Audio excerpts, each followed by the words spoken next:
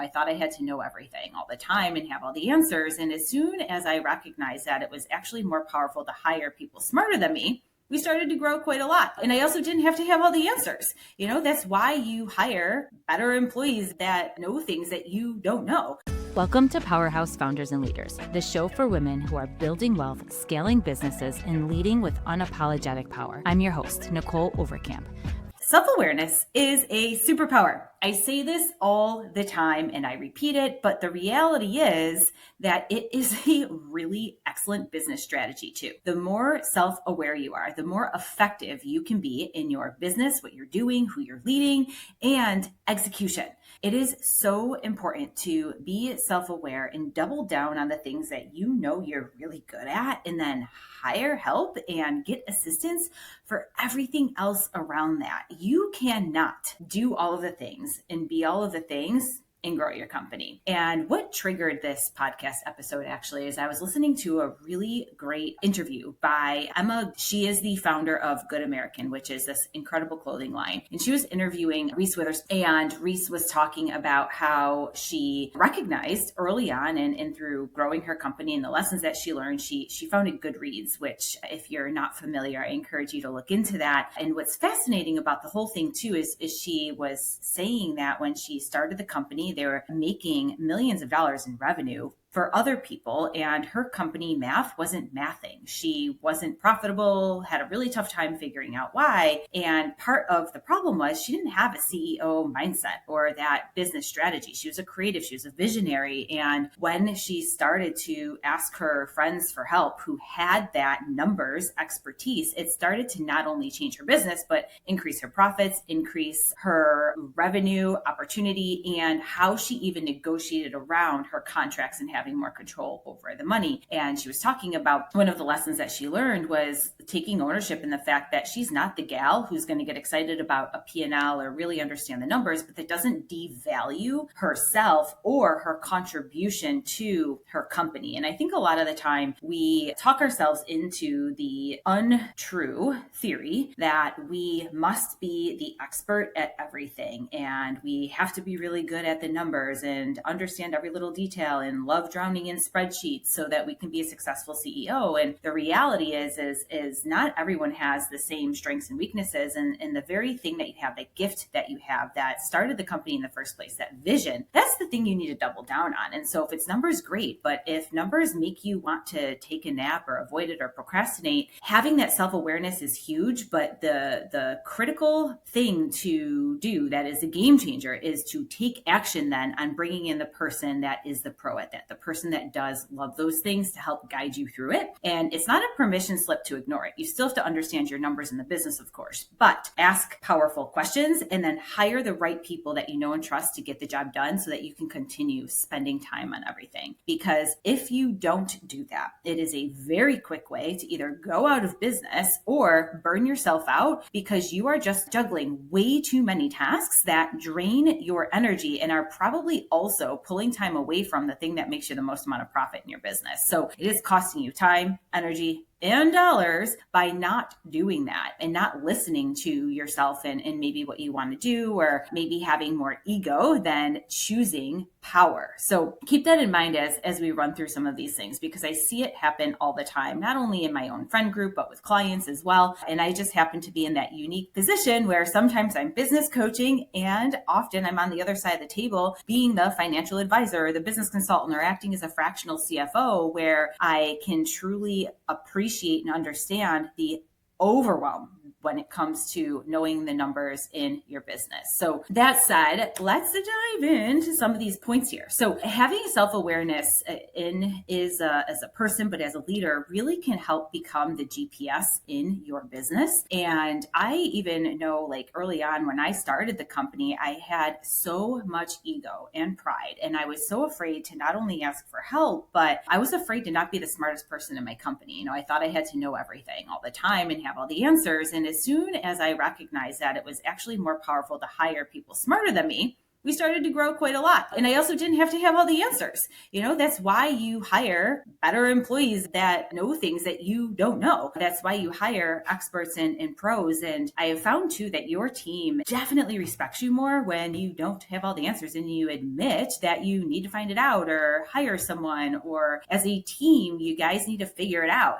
Faking it doesn't do anybody any favor. So when you start to do that and noticing that you are the strongest in whatever areas that you are, start looking at who can help fill the gaps. There's that brilliant book, Who Not How, and there's so much truth to that as you grow your company. And as you dig into that, it will help you get unstuck, but avoid the feeling of just being simply stretched way too thin. And I actually even created a really good course around this called The Zone of Genius. And it walks you through the exercise of really navigating your zone of genius, which is that quadrant essentially where only you can do what you do better than anyone else. And it's probably the thing that brings your business the most amount of money. And then there's the zone of competence, the things that you like doing, can do, probably shouldn't be doing because somebody else could do them better. And then there's your zone of competence where you can do those things, but you actually hate doing them. And then there's the things that you literally shouldn't touch and you're going to just blow it up if you try to do it, right? So the zone of incompetence and going through that exercise and brain dumping it actually is really helpful. And when you put it on paper too, psychologically, I think it lands differently when you read it back to yourself and can help provide some clarity. But ultimately, the zone of incompetence is that first zone too that you look to fill the gap, that you look to hire help for, whether it's employees or outside advisors, because you don't want to fuck that up. And if you don't get it or you don't do it well, get rid of that first, even if it's not the thing that you don't like doing. And then you go around the circle clockwise until ultimately the ultimate goal is to always only be doing your zone of genius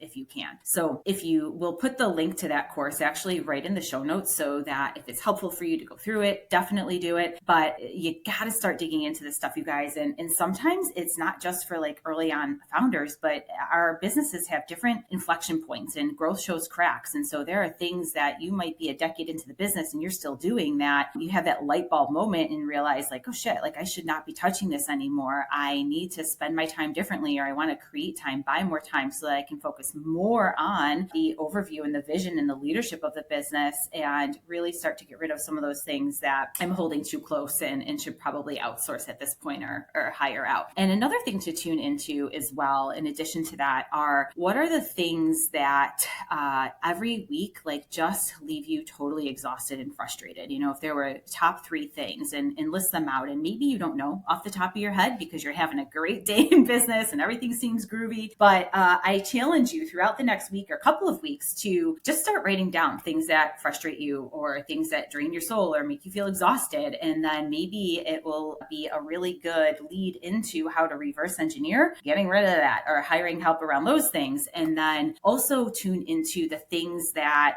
energize you and make you really excited, because those are likely the things that you need to double down on and spend more time on. And if it is related to the business, is it part of your core focus? And is there maybe opportunity that you didn't recognize before? And if it's not related to the business, maybe it's just spending like really quality time with your kiddos or going for a hike or whatever the case may be. Tune into that too. Keep it and pocket it, because those are the things that continue to light your fire, add to your energy, add to your creativity so you don't burn out. So you want to be mindful of making sure that those things are always blocked into your calendar too, and you don't get too busy or stop doing them, because of course we're the easiest person to give up on. And when life gets busy, what do we do first? We get rid of all the shit that makes us feel good and we give to everybody else. So be so protective of those things that do energize you and light you up in and outside of the business. Never ever let that go. I cannot stress how important it is, and if you look back to every time you got overwhelmed or exhausted or you're feeling like crap, it's not just business doing that to you, but it's also you probably stopped going to yoga or doing your workout or eating well. And,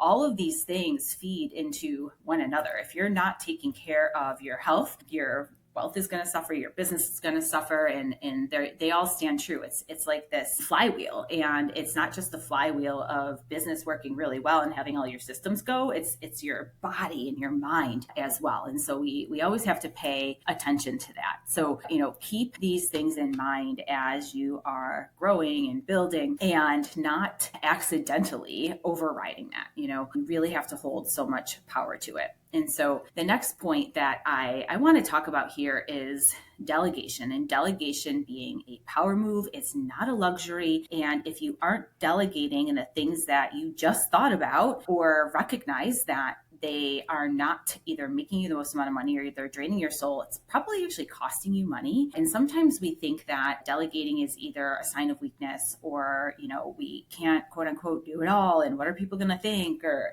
how am I going to be judged? Or you are doing too much and it is costing you money from the perspective of, if you're not focusing on your zone of genius, what opportunities are you leaving on the table because you haven't created enough time for that? And so if you look at the things that, even maybe if you just listed out stuff in the zone of genius exercise where you're thinking about the things that you hate doing or can do but shouldn't be touching, or the stuff that just drains your energy, all of that stuff, like if you were to look at how much it would cost to hire someone to do that and their hourly rate versus your hourly rate digging into your business, you are, even if you think you can't afford it, you are probably losing money by not hiring help around those areas. Perfect example, the simple example of this is even like cleaning your house. How much are you going to pay a cleaning person per hour versus you just getting one more client, and working with that client lights you up? Or perhaps you don't necessarily need to improve your margins and business is profitable enough. You're just still, again, owning too many things for God knows why. Free up that Saturday and have someone else clean your house and you go enjoy life. Like, take a break. You don't need to do that stuff if you don't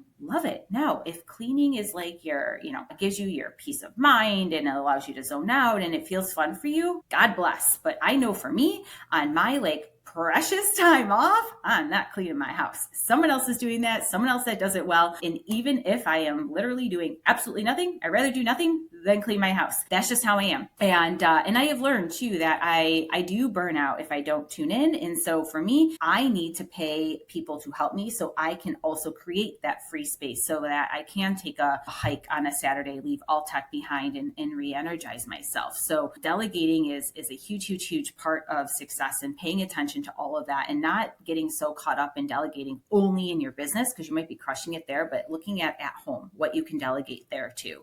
Are you not asking your husband or wife for help enough, or your kids, or what that looks like? Because it is so easy to let that snowball of resentment build and grow, and then all of a sudden you blow up because you feel like you're just doing too much. And oftentimes, if you don't delegate it, you don't create enough mental free space to also think long term. And in business, you want to create space to think ahead, thinking in 3 to 5 year blocks, and have that vision and strategizing, and you're creative. And if you put yourself in this constant state of chaos where you're only being reactive and putting out fires, it's going to be really hard for you to actually get ahead and be proactive and build in that anticipation of where the market is going and where you need to be, so that you also don't find yourself in this constant state of anxiety because you weren't prepared for where things are headed, or what your team needs to learn to grow and expand for what's next in the business cycle, or for your business specifically, and where you want to be. So that is critical. And of course, with all of this, understanding your numbers is the story that will give you confidence behind every decision you make. And so if you don't understand your numbers, I strongly encourage you to hire someone, not just to take it over and you continue to be blind on your numbers, but to take it over and teach you along the way, so that you learn the story behind your numbers, the value, what they mean, those different metrics, because then you're going to learn what levers you can pull, and then they can still do everything for you, whether it's the bookkeeping or maybe you're having quarterly CFO sessions. I love doing that with clients where we really go through their books, all of the numbers. We talk about maybe what things they want to keep or kill, the ROI on certain spend, but then more importantly, how much cash do they have available to hire help or increase marketing or whatever the case may be on a quarterly basis. And it's really fun to talk about that and go through it. And then of course, on the finance side, planning for all the things you want.